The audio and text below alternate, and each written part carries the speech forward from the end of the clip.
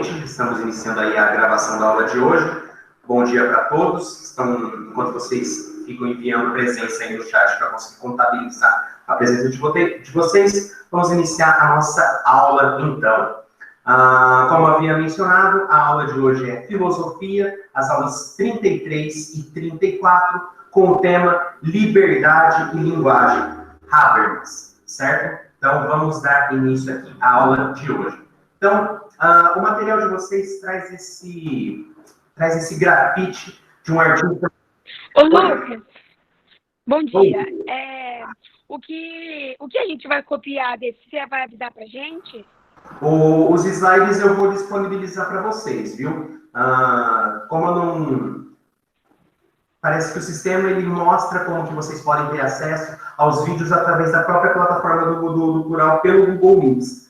Mas geralmente baixo o vídeo e coloco no YouTube para que todos consigam assistir depois, certo? Então eu vou depois enviar nessa aula que eu vou liberar para vocês, junto com esses slides.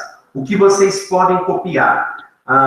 Tem as próprias observações, tudo que eu utilizo nesses slides é retirado do livro de vocês, certo? Então vocês podem copiar os próprios slides porque eles funcionam como um tipo de resumo. Mas a minha dica é que vocês consigam mesclar o resumo que eu faço nos slides com as observações que eu dou nas minhas explicações, certo? E com o entendimento de vocês. Então, é mais ou menos assim que seria um estudo ideal para a gente conseguir, para vocês compreenderem aí o que está sendo apresentado, principalmente no quesito da palavra de vocês. Oi, eu não escutei. Eu não escutei. Não, só falei que eu entendi. Tá, então tá. Tá bom? Beleza, tá bom. Então, vocês estão vendo aqui o que eu estou apresentando? Então?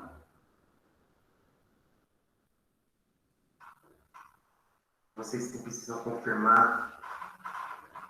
Toda vez que eu saio da tela, isso que acontece ou não? Bom, enfim, gente. Então vamos começar então. Problemas técnicos. Então o material de vocês traz... Lucas. Oi. Deixa eu uma pergunta. Você Diga. passou 18 exercícios pra gente? Eu acho que não ouvi quando eu entrei meio tarde. O que é pra gente fazer com esses 18 exercícios? 18 exercícios? De sociologia. De sociologia. Eu passei... Tá mesmo. Aqui, vamos ver. São 18 exercícios. É bastante. É que eu fui fazer os exercícios que você mandou ontem, né? E Sim. acho que você não passou 18. Assim, passou 18 porque duplicou alguns, entendeu? É isso as que mesmas acontece. questões, para fazer mais de uma vez. Sim. Olha, eu estou conferindo aqui no material de vocês. Então tá, 18 exercícios. Não, de maneira nenhuma, não são 18 exercícios que eu passei para vocês, não, viu? O que deve acontecer é isso aqui. Bom, tem os exercícios da tarefa, tem os exercícios discursivos. O que acontece, às vezes, é isso daqui. Aqui, peraí, deixa eu chegar aqui.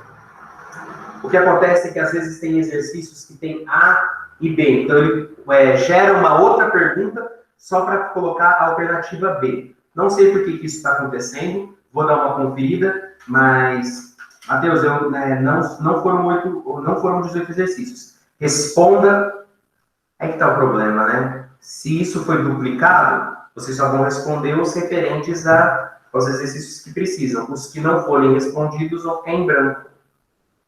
Eu vou mandar essa dúvida aqui para o SAC, para o Serviço de Atendimento do Plural, mas respondam os exercícios, tentem não duplicados, certo? Conforme eu vou fazendo a minha correção, eu já vou saber aqueles que responderam, aqueles que não responderam, beleza?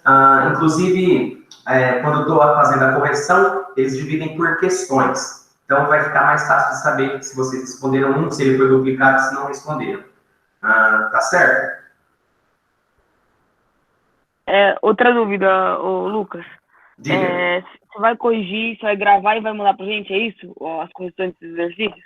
Eu pretendia fazer a correção através da devolutiva pelo próprio Plural. Vocês preferem que seja aula gravada ou que seja pela devolutiva dos comentários que eu faço das questões? Pra mim, tanto faz. Tanto faz.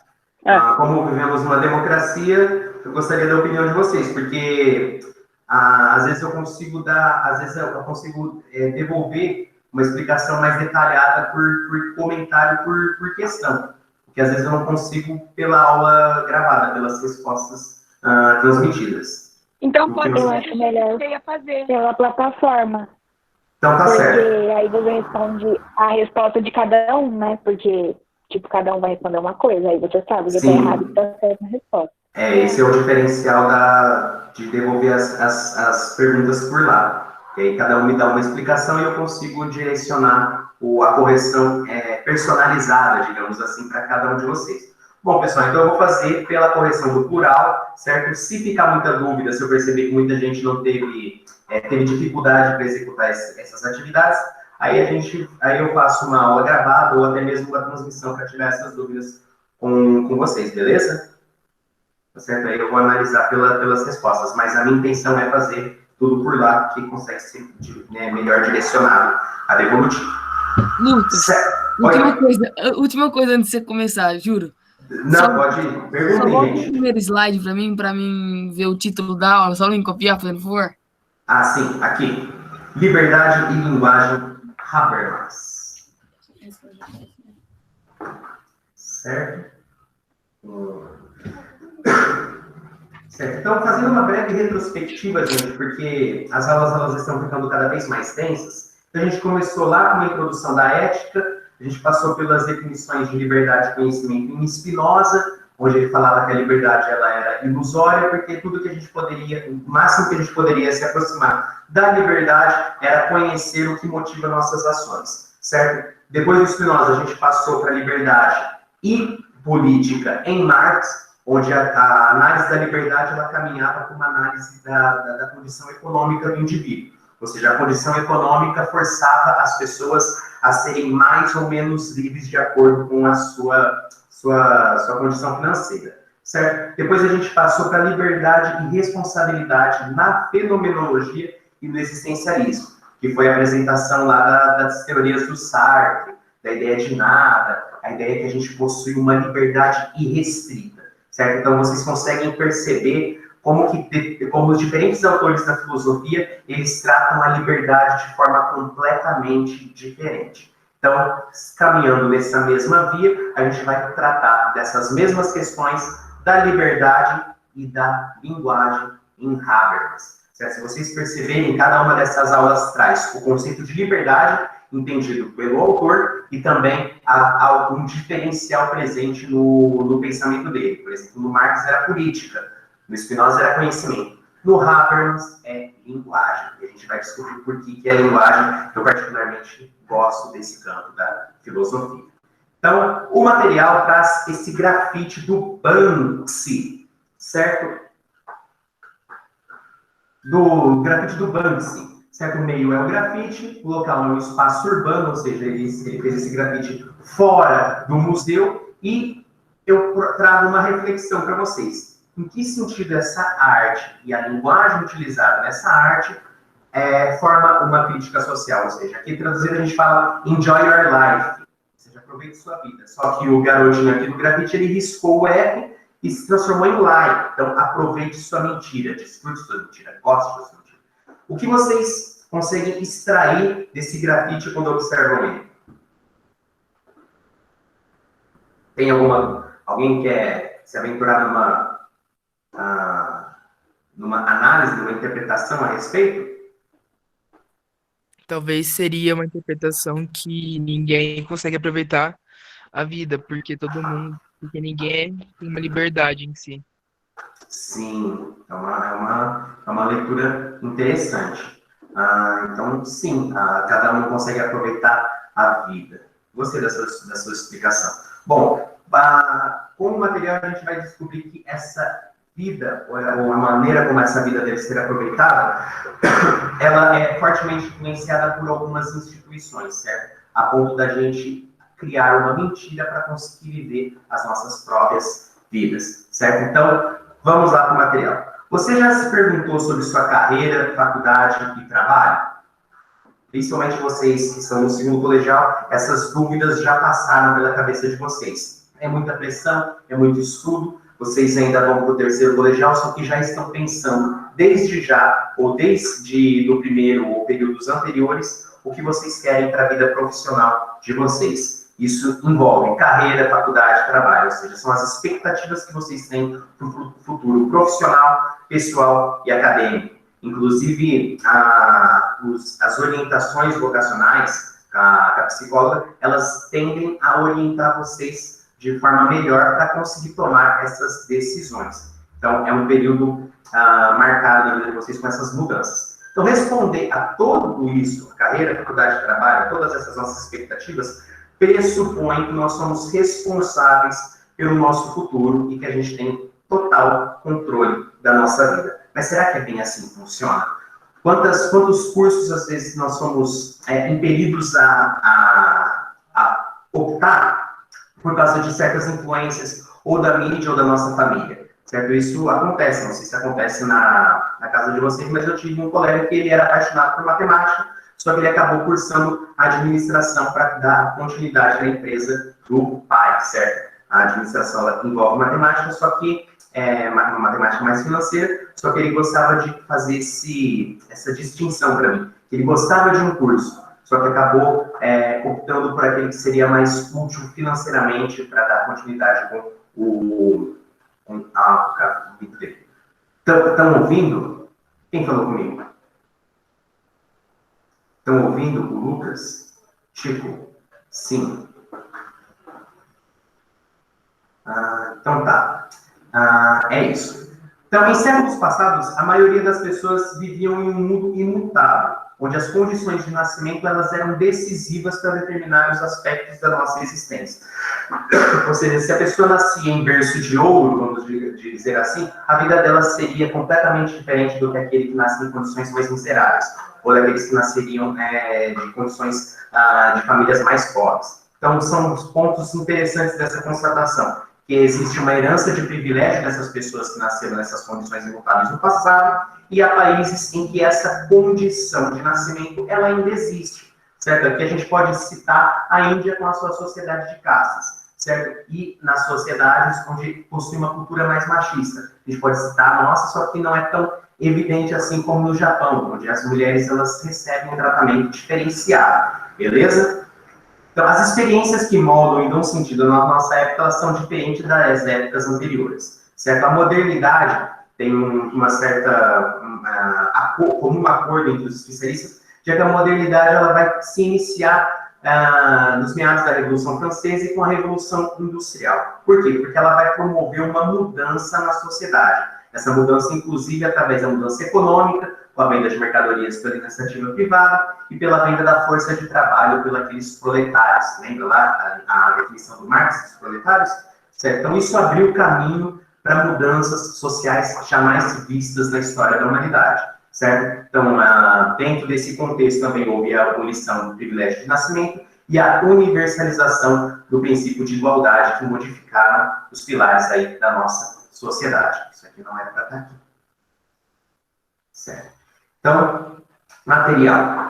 Viver a modernidade, o material de vocês traz essa afirmação. Viver a modernidade é olhar para o futuro e suas possibilidades reais de construí-lo, e não para o passado e para as heranças oriundas deles, que pesam sobre o presente a ponto de delimitá-lo. Pesam sobre o presente a ponto de delimitá-lo. O que está pesando sobre esse presente? É a herança oriunda do passado. Ou seja, sempre quando a gente for fazer, a gente deve sempre trazer parte desse passado para nunca cometer os mesmos erros ou crer ingenuamente que os fatos do passado jamais irão se repetir.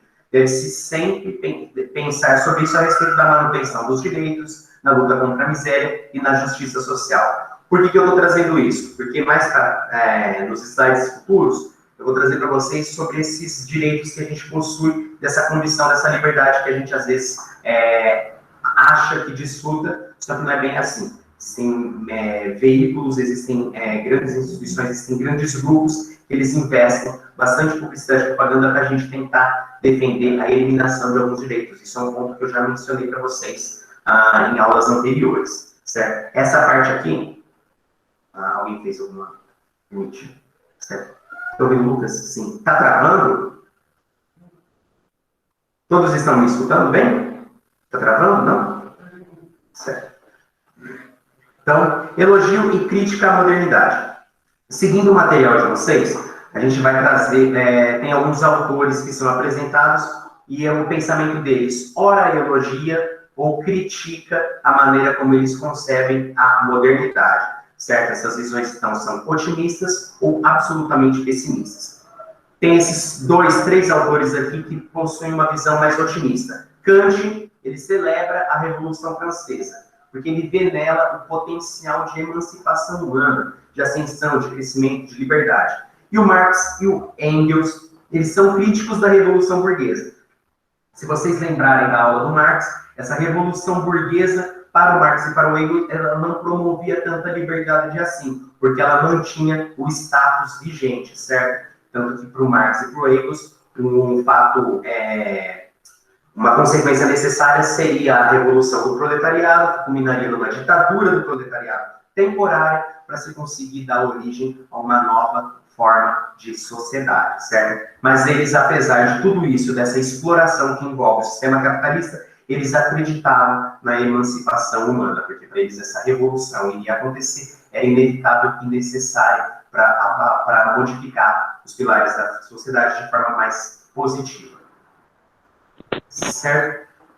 Eu peguei esse trecho aqui, que também está presente no material de vocês, sobre o Marx e o Engels presente no Manifesto Comunista, certo? Então, a burguesia não pode existir sem revolucionar incessantemente os instrumentos de produção.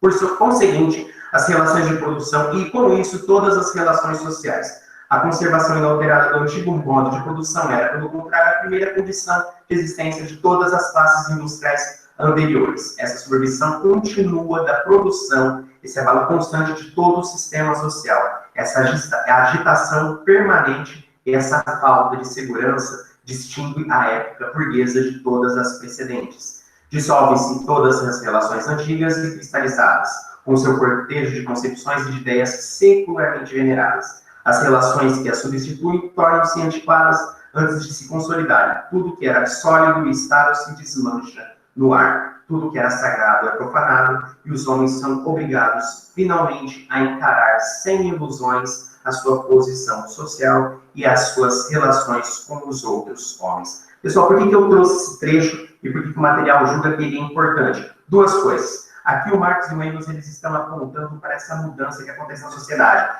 que vai desmanchar tudo que é sólido e estável no ar, certo? Esse é o período em que Marx e Engels viveu, esse período de mudanças aconteceria. Só que o que Marx e Engels estão destacando é que a burguesia, ela vai revolucionar até os seus instrumentos de produção, suas relações de produção e as relações sociais. Se vocês se lembram bem, esses três eles estão envolvidos na condição econômica, que é o que faz Marx analisar aí as relações sociais.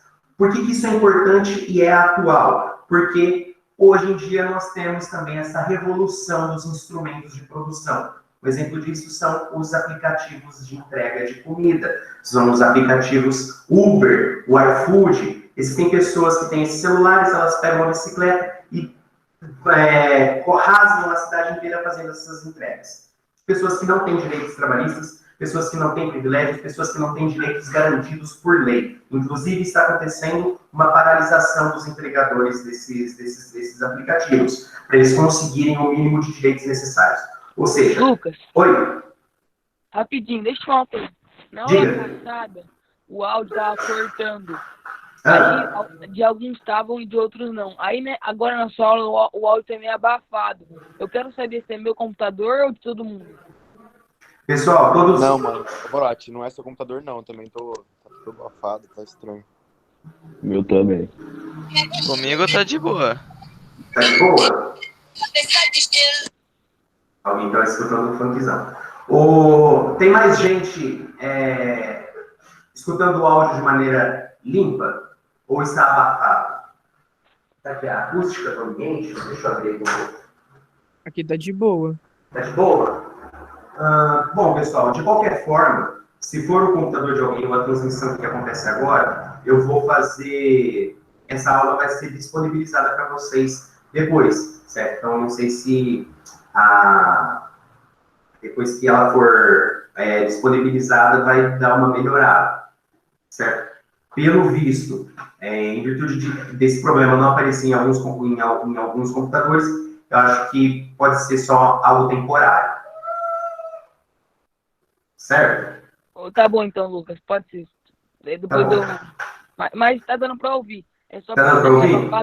E como aconteceu nas duas aulas isso, então é só pra confirmar mesmo, sabe? Eu vou ir atrás de um microfone, de uma câmera melhor, Não, porque eu tive que eu acho que não é eu acho que pode ser nem você, mas sim o meu computador, porque nas duas aulas aconteceu isso. Ah, entendi.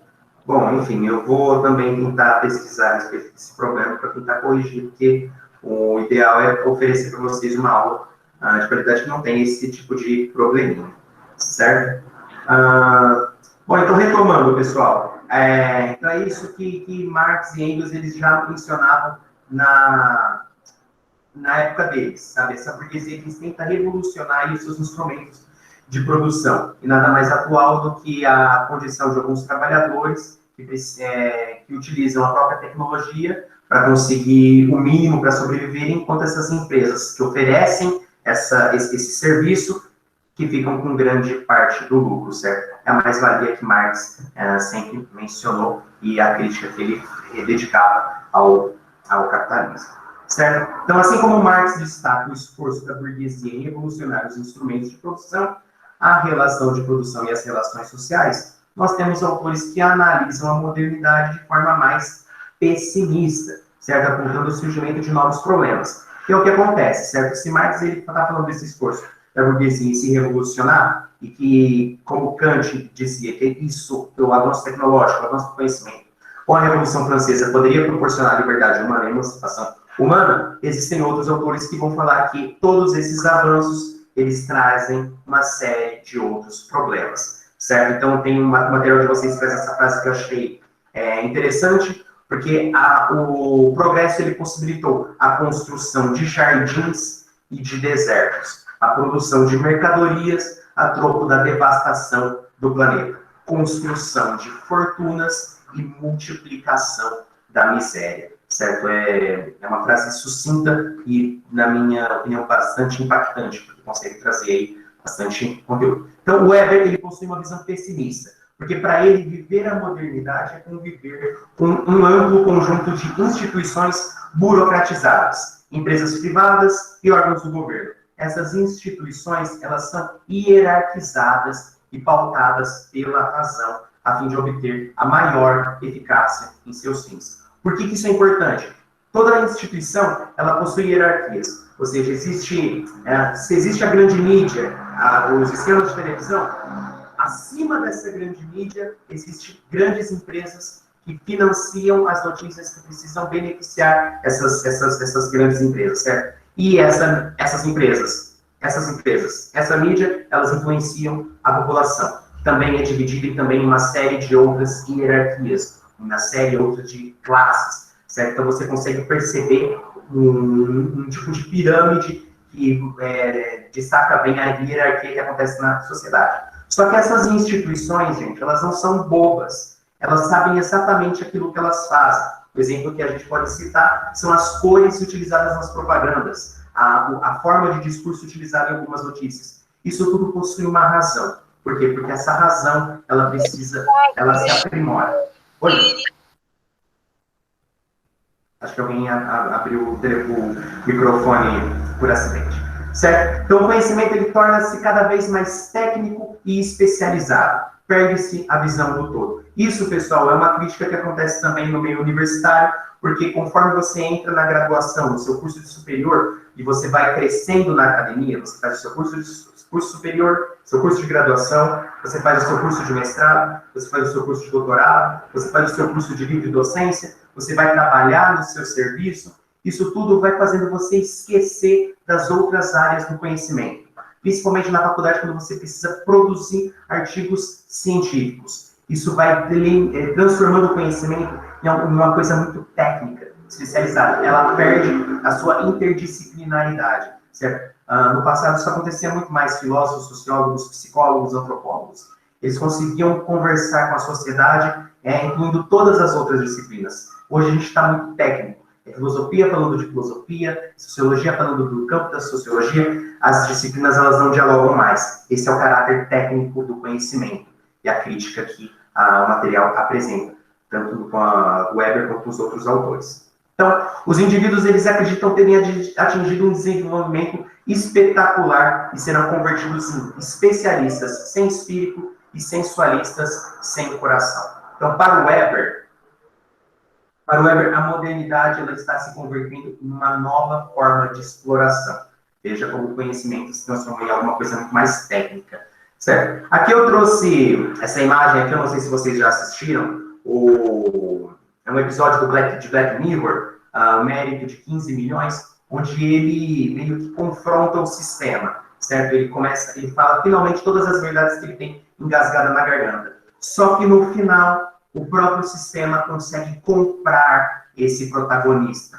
Ele oferece discursos críticos que são apresentados para as mesmas pessoas da condição que esse cara vivia, certo? Olha só como que o sistema ele faz com as pessoas, ele compra os indivíduos e transforma até a revolução em espetáculo, certo? Isso é maravilhoso, sabe?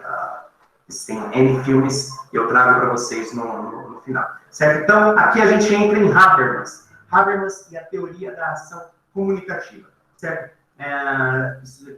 Existe a teoria crítica ou a escola de Frankfurt. O que é isso? É uma escola de posicionamento mais de esquerda, onde eles tentam pensar o mundo moderno considerando os obstáculos e a possibilidade da emancipação humana. Theodor Adorno e Max Horkheimer, eles apresentam leituras bem pessimistas sobre o resultado do iluminismo, século das luzes, enfim. Para eles, tanto a ciência quanto a técnica estão a serviço da economia. Eu trouxe aqui uma fala, não sei se vocês escutaram a fala do ministro da Educação, do Weintraub, não sei se é assim que se pronuncia, onde ele afirma que não teremos mais sociólogos, antropólogos e filósofos com dinheiro público. Pessoal, e aí ele afirma que quer engenheiros, ele quer médicos, certo? Não está errado ele exigir cursos técnicos ou cursos desse tipo da área da saúde, da área civil, da área da construção. Mas ele não pode excluir as ciências humanas do investimento do dinheiro público. Por quê? Porque, de certa forma, a fala dele está defendendo aí um conhecimento que é direcionado para a forma técnica, ou aquele que vai gerar um retorno financeiro, ou seja, é a ciência a serviço da economia. Então, na verdade, você precisa das ciências humanas para mostrar, para desvelar toda essa sociedade que se transforma em consumidores irreflexivos, certo? Então, existem duas coisas aqui. Existe uma razão instrumental, que é a forma de razão orientada para a realização de certos fins. Ou seja, é uma razão mecânica, uma razão que não é crítica, certo? Esse tipo de razão, a razão instrumental, ele dominou a razão crítica, que é a racionalidade que questiona os fins e mira a emancipação e a liberdade humana. Da mesma forma, a arte, ela estaria a serviço do entretenimento e da massificação cultural, impedindo o exercício da crítica e a liberdade dos indivíduos. Gente, aqui na arte a gente pode falar sobre duas críticas. A arte elitizada, aquela que está presente nos museus, e aquela arte que serve à indústria do entretenimento, que é aquela que a grande mídia, os rádios, as TVs, elas tentam empurrar para a gente com ela abaixo, certo? Então, a própria arte ela está a serviço da economia. Por isso que o material começa com a imagem do Banksy, porque ele não está trazendo a arte dele para dentro dos museus, e ele também mantém o anonimato, o que gera que ele não quer prestígio ou se tornar uma celebridade. Então, o Banksy, ele é um artista político, um artista e um ativista, quando ele faz a arte dele acontecer desse modo, certo? Então, assim, a democracia também ela não é diferente dos regimes autoritários, porque ela apenas utiliza outras formas de controle e exploração. Então, se a gente tem uma razão instrumental, essa razão instrumental ela é muito bem utilizada pelos órgãos e pelas empresas para conseguir alcançar os seus fins, e com o advento da tecnologia, com a gente vivendo em bolhas virtuais, fica fácil da gente entender que o nosso regime democrático não é tão democrático assim. Ele só se diferencia dos regimes autoritários no seu nome e nas ferramentas que ele utiliza. Certo? Esse velhinho aqui simpático é o Habermas, Jürgen Habermas. Ele foi aluno do Adorno, aquele cara que eu citei acima, certo? O Habermas, ele propõe uma forma de abordagem diferente para os problemas da modernidade. Para o Habermas, as leituras dos outros autores, tanto do Adorno quanto do Horkheimer, elas são feitas através do paradigma da produção.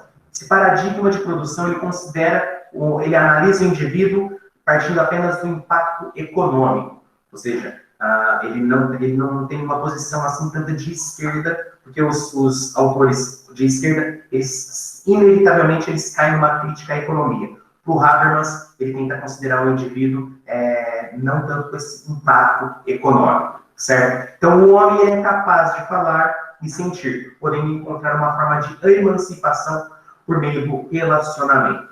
Ou seja, o Habermas, o homem, ele vai conseguir sua liberdade através do diálogo e da interação com os outros homens, certo? Para ele, a modernidade deve ser analisada através desse paradigma da comunicação. Certo? Aqui eu trouxe uma observação, que é um comentário meu, da gente pensar sobre essa comunicação nessa era da internet, na era do Facebook. Vocês já pensaram nas coisas que aparecem na timeline de vocês? Ou no tipo de ideia que aparece na timeline de vocês? Existe um controle a respeito desses dados?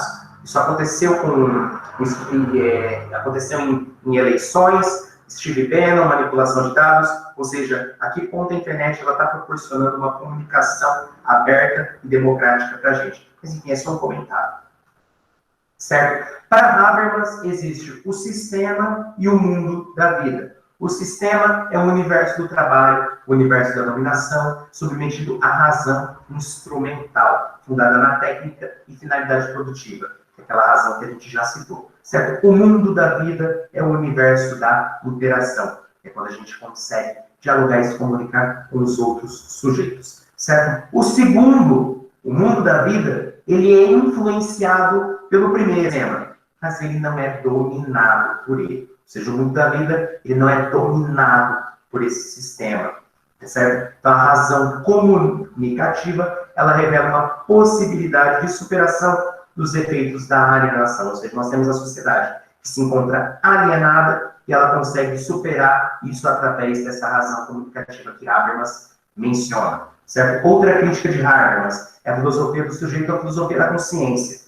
Nós não tivemos a aula de Descartes, mas é com ele que começa a defesa dessa razão do pensamento isolado e individual, certo? Em Kant e na fenomenologia, a consciência ela também é representada assim, através de um sujeito que possui liberdade em determinar suas próprias regras e estabelecer os seus projetos, certo? A gente lembra aí do Sartre, onde o indivíduo ele tem total liberdade para conseguir cumprir suas ações. Então, para o Habermas, isso não está muito correto. Porque o indivíduo ele não é uma consciência isolada.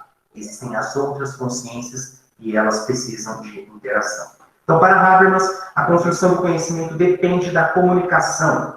Faz necessária uma interação de vários sujeitos e essa interação só é possível através da linguagem, certo? Só que essa linguagem ela precisa estabelecer alguns critérios comuns de validação do conhecimento, como um acordo e ciência dos termos, conceitos e vocabulários. Ou seja, existe ainda esse outro problema na ação comunicativa que mira a emancipação humana. Nós temos que ter conhecimento dos mesmos termos para a gente conseguir proporcionar um diálogo onde todos irão se entender, ok? Tá? Então, a interação entre esses sujeitos exige o que Habermas definiu como esfera pública livre, ou seja, uma realidade social que permitisse a ação comunicativa e o pleno desenvolvimento do seu potencial de emancipação. As pessoas são um público que discute com os detentores do poder questões de interesse geral, ou seja, não é uma democracia representativa, mas deliberativa, com participação ativa dos indivíduos. Outros autores destacam a impossibilidade desse sistema. Isso a gente viu mais na sociologia, gente. Não sei se vocês lembram, mas existiu o Rousseau que ele tentava promover aí a participação massiva entre o povo nas questões políticas. Existem os outros autores que falavam que destacavam a impossibilidade dessa participação ativa da sociedade. Para o Habermas, essa participação ativa ela é necessária para se conseguir alcançar a democracia deliberativa, onde todos participam e todos tomam as decisões, certo? A possibilidade dessa comunicação é otimista, mas a capacidade de refinamento dos instrumentos de controle dificulta sua concretização. Aqui entra a parte aí da manipulação dos dados que dificulta aí a interação total com todos, certo? E o público, ele deve refletir sobre a cultura. O público que deveria refletir sobre a cultura, ele passou simplesmente a ser consumidor de cultura, certo? Bom, Habermas critica a centralidade, isso é algo que o Habermas ele percebe, certo? Então ele não fecha os olhos para esse problema. Existe essa crítica da centralidade do sistema e da razão instrumental nas democracias representativas. E para o Habermas, a sociedade ideal, ela conseguiria alcançar seus fins, sua otimização, sua excelência, seu pleno desenvolvimento nas democracias deliberativas. Então, houve mudanças positivas que amenizaram os impactos dos indivíduos, direitos trabalhistas e previdência, mas os veículos de informação e a grande mídia, não definida mais apenas como TV e rádio, elas conseguem incutir valores nocivos para a sociedade que defendem tudo em nome da economia. Aqui, pessoal, isso também é um comentário meu,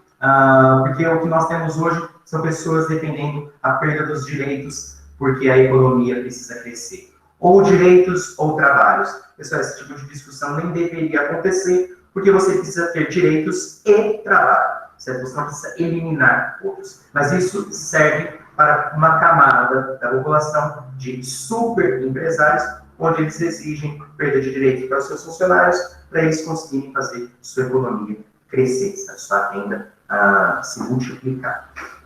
Certo? Estou acabando. Isso tudo ocorre por causa da invasão do sistema no mundo da vida. Quando as pessoas percebem aí os problemas financeiros, os problemas econômicos, adentrando suas famílias, suas amizades, sua cultura, sua política. Quando as pessoas já perderam amizades aí por causa de discussão política e perderam suas amizades. Enfim, existem uma invasão do sistema e do mundo da vida, o que dificulta ainda mais essa teoria da ação comunicativa destacada por Habermas, certo? Então, existe também a venda de si mesmos em aplicativos amorosos, escolhas de carreiras que não levam em conta o potencial do desenvolvimento humano, mas sim o perfil de consumo que podem proporcionar, certo? Quando as pessoas optam por direito, medicina, por causa do perfil de consumo, por causa do padrão de vida que elas desejam, e não apenas por causa do pleno desenvolvimento que o homem pode alcançar. Se eu fosse tomar essa decisão, eu jamais teria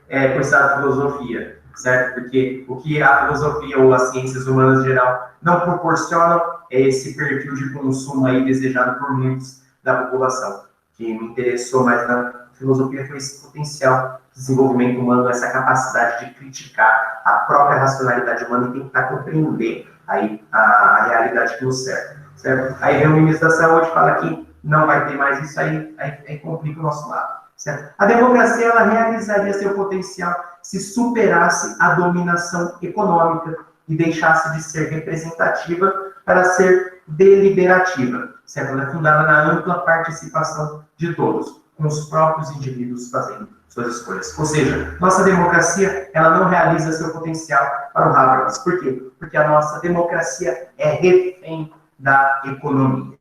Ok? Então, o pensamento de Habermas, ele traz aí essa virada linguística, na qual a linguagem, ela não apenas representa o pensamento, ela é capaz de orientá-lo. Então, a nossa linguagem, ela é, digamos assim, um adestramento. Com a linguagem, a gente adestra pessoas, incute valores, certo? Então, para o Habermas, a linguagem, ela orienta a nossa forma de agir e nossa forma de pensar. Então, a escolha de palavras pode influenciar a forma como pensamos e até nossas ações. Um exemplo disso que o material traz é o termo homem, certo? Ele serve para se referir aos seres humanos em geral, só que ele não deixa de se referir ao gênero masculino, certo? Então, existem esses problemas na linguagem, onde a forma ou a palavra ou o termo utilizado carrega aí uma série de outras implicações. Pessoal, o material ele traz isso tudo para vocês. Até aqui vai o material. Daqui para baixo são recomendações que eu trago para vocês desse filme, They Live, onde existe um protagonista que descobre os mecanismos de controle. Ele coloca um óculos e ele descobre todo o discurso imperativo da indústria do consumo. Existe o episódio Black Mirror, que eu trago a imagem, esse documentário a respeito do picho, da pichação, isso daqui da educação proibida, que fala sobre os mecanismos de controle ou despotismo esclarecido. No final, aqui eu trago considerações críticas. Diga, Matheus. Não quero te atrapalhar, mas é Diga. porque a gente tem a aula do Moraes. Ah, certo. Bom, pessoal. Desculpa. Não, enfim, o que eu gostaria de ter dado na aula para vocês é isso. Isso aqui são outras considerações, inclusive eu vou eliminar essas considerações aqui ao disponibilizar a aula e os slides. Pessoal, eu agradeço a participação de vocês. Desculpa por prendê-los por tanto tempo, certo? Vou liberar os exercícios no plural, façam os outros, vou fazer aquela correção que eu combinei e aguardo vocês semana que vem, certo? Obrigado e até mais.